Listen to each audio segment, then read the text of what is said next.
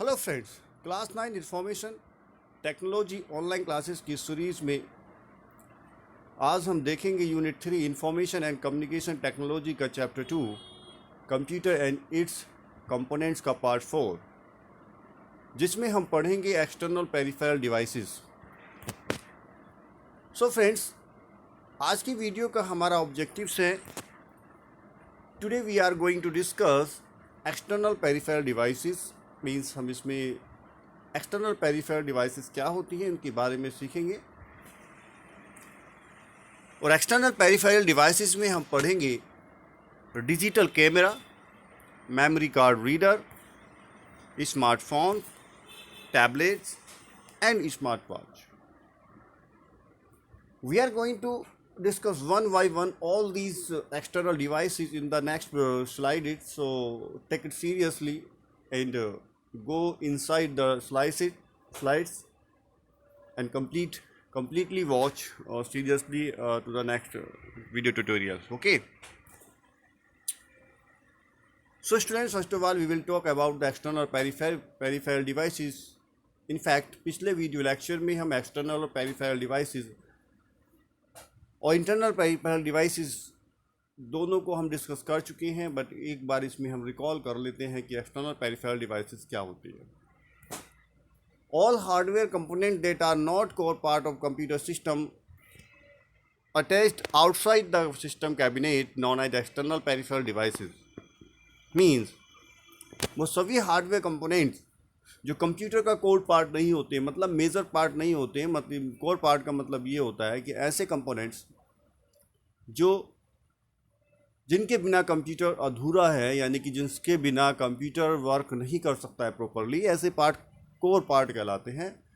और इनके अलावा जो कंप्यूटर कंपोनेंट्स होते हैं जिनके कंप्यूटर के साथ यूज़ करने ना करने से कोई फ़र्क, उसके जो प्राइमरी फंक्शन होता है कंप्यूटर का, उससे कोई फर्क नहीं पड़ता है, ऐसे सभी हार्डवेयर कंपोनेंट्स क्या कहलाते हैं?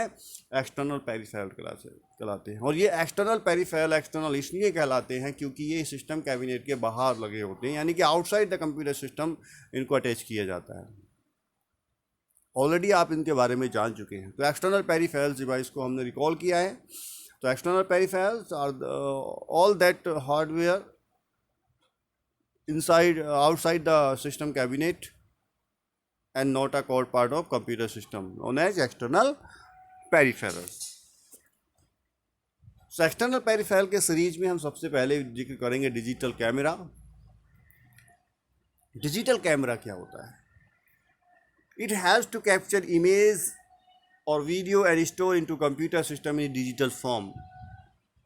डिजिटल कैमरे से हम इमेजेस को कैप्चर कर सकते हैं, कोई वीडियो रिकॉर्ड कर सकते हैं, और रिकॉर्ड करने के साथ ही ये दो काम तो करता ही करता है कि ये इमेज को कैप्चर करेगा, वीडियो को रिकॉर्ड करेगा। इसके साथ साथ जो भी इमेज कैप्चर होती हैं, जो भी वीडियो रिकॉर्ड होती है, उसको कंप्यूटर सिस्टम में डिजिटल फॉर्म में क्या करता है? स्टोर करने में भी हमारी मदद करता है। नेक्स्ट एक्सटर्नल पेरिफेरल डिवाइसेस है मेमोरी कार्ड रीडर। देखिए, मेमोरी कार्ड के बारे में आप बहुत अच्छे से जानते होंगे। आपके मोबाइल फ़ोन में भी मेमोरी कार्ड होगा, आपने उसमें बहुत सारा डेटा स्टोर करके रखा होगा, तो वही मेमोरी कार्ड होता है। लेकिन उस मेमोरी कार्ड को रीड करने के लिए एक डिवाइस की ज़रूरत होती है, जिसको हम बोलते हैं मेमोरी कार्ड रीडर। ओके। सो मेमोरी कार्ड रीडर का काम क्या होता है? डेटा को स्टोर कराना नहीं होता। कभी आप सोचो कि मेमोरी कार्ड रीडर का काम डेटा को स्टोर करना होता है। डेटा को स्टोर करने का काम करता है मेमोरी कार्ड। यहाँ पर मैंने एक पिक्चर ली है मेमोरी कार्ड रीडर की। इसमें अगर हम देखें तो ये जो आपका USB डिवाइस है, ये है मेमोरी कार्ड रीडर, ठीक है। और इसके बाद ये जो आपका लिखा है, ये जो चीज़ है, और एक ये जो चीज़ है, ये दोनों ही क्या हैं? ये है मेमोरी कार्ड। तो मेमोरी कार्ड जो है, इसमें तो क्या होगा? डेटा स्टोर होगा। और इस मेमोरी कार्ड में क्या डेटा है? इसको रीड करने की, इसको पढ़ने के लिए हमें एक डिवाइस की ज़रूरत होती है जिसको बोलते हैं मेमोरी कार्ड रीडर। तो इसमें ये जो है आपका मेमोरी कार्ड रीडर है और ये जो है आपके दोनों मेमोरी कार्ड हैं। तो मेमोरी कार्ड रीडर एक डिवाइस है जिसका काम होता है मेमोरी कार्ड में स्टोर किए हुए डेटा को रीड करना। ओके, आइए इसकी डेफिनेशन की तरफ चलते हैं। It has to read and write to a memory card as well as transfer data to computer or other devices for storage. Means इसका काम होता है मेमोरी कार्ड से डेटा को रीड करना और मेमोरी कार्ड में डेटा को राइट करना। मतलब डेटा जो है उसको रीड भी करेगा और उसमें कुछ डेटा स्टोर करना चाहते हो तो वो स्टोर भी इसकी मदद से किया जा सकता है। और इसके साथ साथ अगर आपको डेटा एक सिस्टम से दूसरे सिस्टम में ट्रांसफ़र करने की ज़रूरत पड़ती है तो वो भी आप इस मेमोरी कार्ड रीडर से कर सकते हैं। ओके, जो भी आपके मेमोरी, फॉर एग्जांपल आपके मेमोरी कार्ड में कोई सॉन्ग है और आप उसको अपने सिस्टम में स्टोर करना चाहते हैं तो उस मेमोरी कार्ड को आप मेमोरी कार्ड रीडर में अटैच कीजिए, मेमोरी कार्ड को सिस्टम से अटैच कीजिए और उसके बाद मेमोरी कार्ड रीडर बड़ी आसानी से आपके मेमोरी कार्ड से डेटा को सिस्टम में ट्रांसफ़र करेगा। Okay, there are two major function of memory card reader. Memory card reader के दो मेजर फंक्शन होते हैं। First one, quickly transfer file to SD card और कॉम्पैक्ट, यानी कि इसके मदद से हम बहुत जल्दी क्विकली कोई भी फाइल जो है एसडी कार्ड से या दूसरी सिस्टम में या किसी कॉम्पैक्ट डिस्क में ट्रांसफ़र कर सकते हैं। दूसरा मेजर फंक्शन ये होता है टेक बैकअप इम्पोर्टेंट फाइल, और दूसरा मेजर फंक्शन ये होता है कि इसकी मदद से हम जो है किसी भी फाइल्स का बैकअप ले सकते हैं, यानी कि बैकअप रख सकते हैं अपने किसी भी डेटा का। ओके, नाउ इस सीरीज में अब थर्ड पेरिफेरल डिवाइसेस है, external peripheral devices, smartphone. As you know very well about the smartphone and their functions, what is the use of a smartphone? Because everyone has a smartphone and everyone use a smartphone and their features also. Okay, so there is no need to explain briefly in a smartphone, but there is some picture for the smartphone. ये smartphone है, इसके बारे में आप सभी अच्छे से जानते होंगे, लेकिन इसके कुछ मेजर रोल, मेजर फंक्शन है जिसको हमें इसमें पढ़ना है, क्योंकि स्मार्टफ़ोन भी आपका एक्सटर्नल पेरिफेरल डिवाइसेस है, बट ये कंप्यूटर का भी एग्जांपल होता है, जो है पोर्टेबल कंप्यूटर भी इसको कहा जाता है।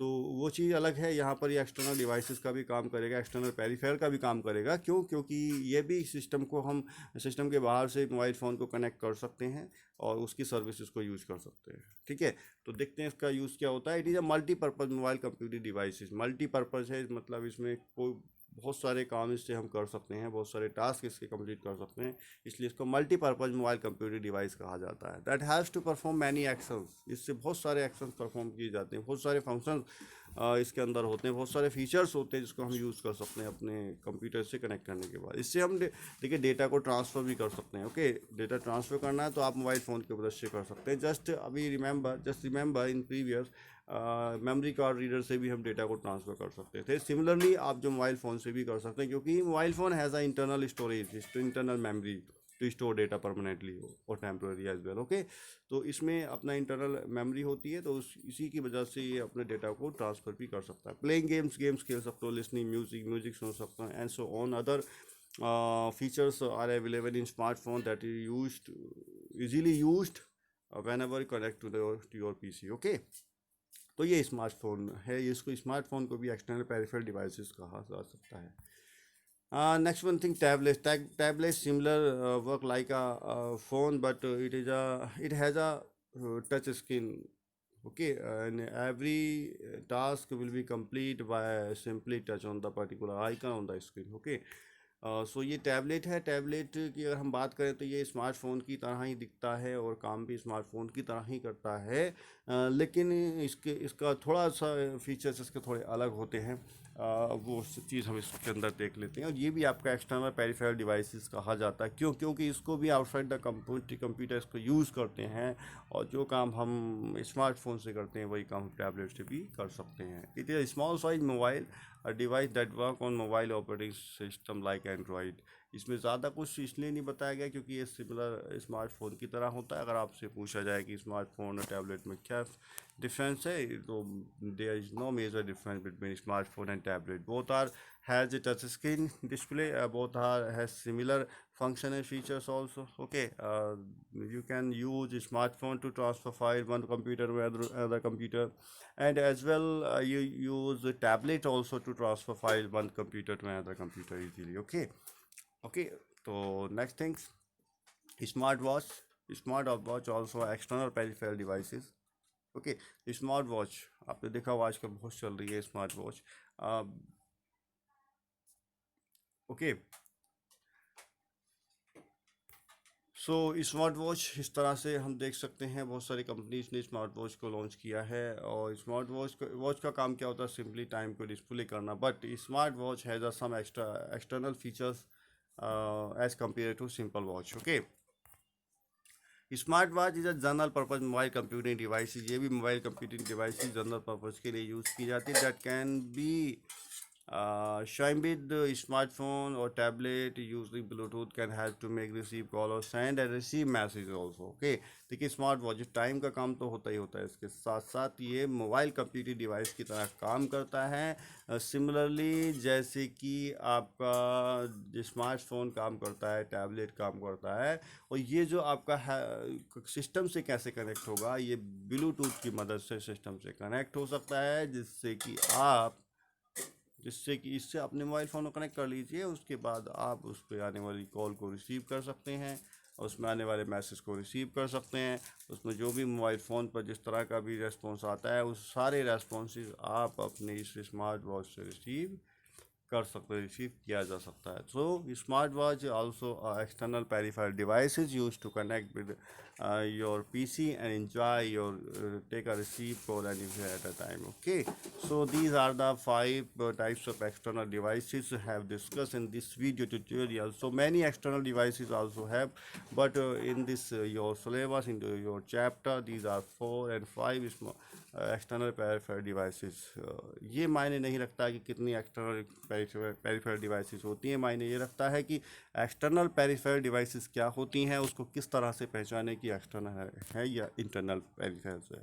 So students, this is the last video lecture of this chapter. So your chapter has complete, and I will going to the complete the exercise of this chapter. So I request you to all of you to complete your exercise in your book and create a doubt, and find out the question arises from completed topics as well. Okay, तो आपको क्या करना है? Exercise को complete करना है, जितने भी टॉपिक कवर हो चुके हैं उससे रिलेटेड डाउट को क्रिएट करना है। अगर डाउट रहते हैं तो नेक्स्ट टर्म में आपको उसको पूछना है, उसको कवर करना है। This is a better study process. Okay, तो आपको बहुत अच्छे से इसको कंप्लीट करना है, और वर्क को अपनी नोटबुक में कंप्लीट भी करना है। Okay, so thanks to lot for watching this video. I will be to next video tutorial.